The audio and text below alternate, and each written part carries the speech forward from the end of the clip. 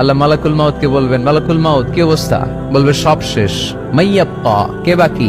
মালাকুল মাউত বলবে জিনেরা বাকি, যাদেরকে দেখা যায় না। আল্লাহ বলবেন জিনদেরকেও শেষ করে ফেলো, রুহু কবজ করো। মালাকুল মাউত আজরাইল জিনদের রুহু কবজ করবে। আল্লাহ এবার জিজ্ঞেস করবে, ইয়া মালাকাল মাউত আখবিরনি মাইয়াব্বা, এবার বলো আর কে বাকি? মালাকুল মাউত বলবে, আল্লাহ মানুষগুলো সব শেষ, জিনগুলাও শেষ, এবার বাকি ইবলিস শয়তান। কে বাকি? ইবলিসরেও শেষ করো, ইবলিসও শেষ। আল্লাহ আবার জিজ্ঞেস করবেন, ইয়া মালাকাল মাউতি মাইয়াব্বা, আর কে বেঁচে আছে বলো?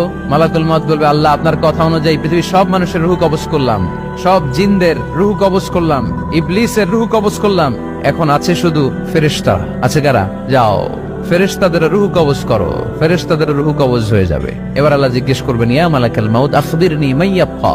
মালাকুল মাউত বলবে, আল্লাহ আপনার কথা মতো ধরে ধরে সব শেষ, ফেরেশতাও শেষ, 4 জন ছাড়া। কয়জন ছাড়া? জোরে বলেন, কয়জন ছাড়া?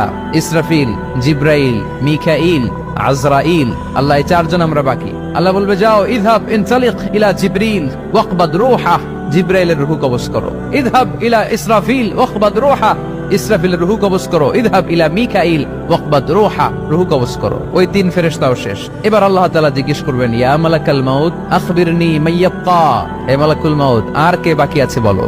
মালাকুল মাউত বলবে, আল্লাহ আপনার কথা মতো মানুষগুলো শেষ, জিনগুলো শেষ, ইবলিস শেষ, আমার বাকি 3 ভাই ইসরাফিল, মিকাইল, জিব্রাইলও শেষ, শুধু আমি, শুধু আমি।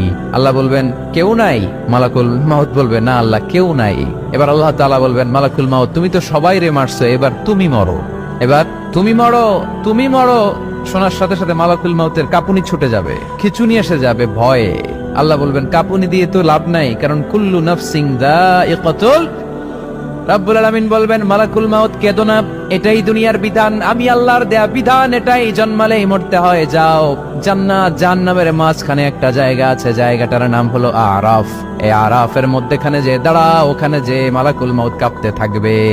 মালাকুল মাউত বলবে, আল্লাহ সৃষ্টির শুরুতে যদি জানতাম, সৃষ্টির শুরুতে যদি জানতাম সবাইকে মৃত্যুদান করার পরে, রুহু কবজ করার পরে আমাকেও মরতে হবে, তাহলে এই কঠিন দায়িত্বের ব্যাপারে আপনার কাছে ক্ষমা চাইতাম।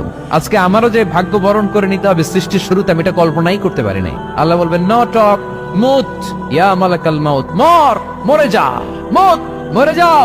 বলার সাথে সাথে মালাকুল মাউতও এক বিকট চিৎকার হাঁকিয়ে মরে যাবে। মালাকুল মাউতের চিৎকারটা সেদিন এত ভয়ঙ্কর হবে, বিষ্ণু ঈসা ইসলাম বলেন, ওই চিৎকারের আওয়াজ যদি পৃথিবীর মানুষেরা কান দিয়ে শুনতে পেত, তাহলে কিয়ামত সংগঠিত হওয়ার জন্য আলাদা করে ইসরাফিলের সিঙ্গার প্রয়োজন হতো না।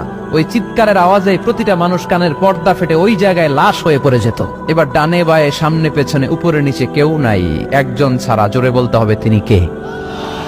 আল্লাহ তখন পৃথিবীকে একটা ডাক দিবেন, বলবেন, ইয়া দুনিয়া আইনা আনহারুকি, এই পৃথিবী তোর নদীগুলো কোথায়? ইয়া দুনিয়া আইনা আশজারুকি, এই পৃথিবী তোর গাছগুলো কোথায়? বটতলা। ইয়া দুনিয়া আইনাল জিবাল, তোর বড় বড় মাউন্ট এভারেস্ট পাহাড়, আলাস্কা পর্বতমালা, আলপস পর্বতমালা, এগুলো কোথায়? তুর পাহাড় আজকে কোথায়? ইয়া দুনিয়া আইনাল মুলুক, রাজা বাদশারা কোথায়, যারা ক্ষমতার দাপটে পা জমিনে ফেলতে চাইতো না? আইনাল জাবাবেরা, অত্যাচারী স্বৈর শাসকগুলো আজকে কোথায়? কোথায় আজকে? কোনো আওয়াজ নাই। আল্লাহ তখন হুঙ্কার দিয়ে বলবেন, লিমানিল মুলকুল ইয়াউম, who belongs the kingdom today. আল্লাহ চিৎকার দিয়ে বলবেন, আজকে ক্ষমতা কার? আওয়াজ করে বলেন, সেদিন ক্ষমতা কার? আল্লাহ সেদিন প্রশ্ন করে নিজেই নিজের প্রশ্নের উত্তর দিবেন, লিমানিল মুলকুল ইয়াউমা লিল্লাহিল ওয়াহিদিল কাহ্হার। সেদিন ক্ষমতা দুনিয়ার কোনো রাজার নাই, কোনো বাদশার নাই, কোনো স্বৈর শাসকের নাই, কোনো সুলতানের নাই, কারো নাই। সেদিন ক্ষমতা চলবে একজনের, তিনি কে? তার নাম হচ্ছে রহমান। তার নাম কি? আরো জোরে বলেন, কি নাম? এজন্য রহমান কারে বলে আজকে চিনতে পারছেন? তার দয়ার শেষ আছে? তার ক্ষমতার কোনো কুল কিনারা আছে? তার ধন ভান্ডারে কোনো কমতি আছে? এজন্য লা বিশাইইন মিন নিআমিকা রাব্বানা নুকাযযিবু ফালাকাল হামদ, we don't deny any of your mercy and blessings, all praises to you। আল্লাহ তোমার কোন নিয়ামতকে আমরা অস্বীকার করি না। আল্লাহ প্রথমে ধমক দিয়ে বলছেন, এই মানব জাতি আর জিন জাতি, আমার কোন নিয়ামতকে অস্বীকার করবি? আমরা বলি কোনটাই অস্বীকার করি না। সকল প্রশংসার মালিক একজন, তিনি কে? ইমাম বাইহাকি বলেন, আল্লাহর হাবিব সাল্লাল্লাহু আলাইহি ওয়াসাল্লাম ইরশাদ করেছেন, ইন্না লিকুল্লি শাইইন আরুস ওয়া আরুসুল কুরআনি সূরাতু আর-রাহমান। আলেম ওলামারা বলেন তো আরুস মানে কি? মাশাআল্লাহ, নববধূ। আরুস মানি নতুন বউ, আরুস মানি নতুন বউ, নববধূ। আল্লাহর হাবিব বললেন, লিকুল্লি শাইইন আরুস, সবার একটা করে নববধূ হয়। আর কোরআনের নববধূর নাম সূরা আর-রাহমান।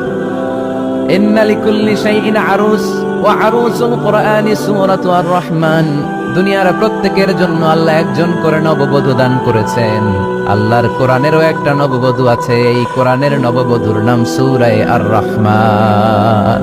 কোরআনের নববধূ, কোরআনের নতুন বউ, কোরআনের নতুন বউ। কেন আল্লাহ এত সূরা থাকতে, 114টা সূরা থাকতে আর রহমানকে কোরআনের নববধূ বললেন? এর কারণ, নববধূ যেমনি বাসর রাতে হাতে পায়ে আলতা মেখে, বেনারসি শাড়ি পরে, জুয়েলারি অর্নামেন্টস পরে, পার্লারিং করে, মেকআপ করে হাজবেন্ডের জন্য নিজেকে উজাড় করে সাজায়, ঠিক তেমনি আল্লাহ তাআলা এই দুনিয়া